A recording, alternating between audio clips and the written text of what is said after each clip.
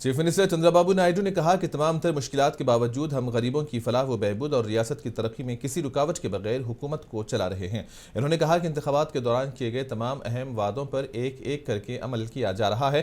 खवातीन के लिए मुफ्त बस सफ़र की गारंटी का ऐलान 15 अगस्त यौम आज़ादी के मौके पर किया जाएगा।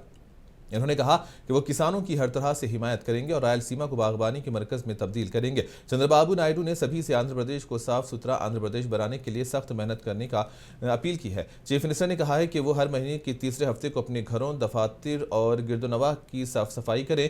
जबकि वज़ीर आला ने कर्नूल में स्वर्ण आंध्रा प्रोजेक्ट के एक हिस्से के तौर पर कई तरक्याती काम शुरू किए हैं। बाद इन्होंने प्रजा वेदका ऑडिटोरियम में कायम किए गए स्वर्ण आंध्रा स्वच्छंद्रा के स्टॉल्स, ड्रोन्स और दीगर आलात का भी मुआयना किया है। चंद्रबाबू नायडू ने कहा कि रियासत के हर हलके में किसानों के बाजार कायम किए जाएंगे। कहा कि कर्नूल में किसानों के बाजार को 6 करोड़ रुपए की लागत से रियासत में मिसाली भी बनाया जाएगा। चंद्रबाबू नायडू ने कहा कि बैनुल अक़वामी यौम योगा विशाखापट्टनम में इसी तरह मनाया जाएगा कि दुनिया इसकी तारीफ करेगी।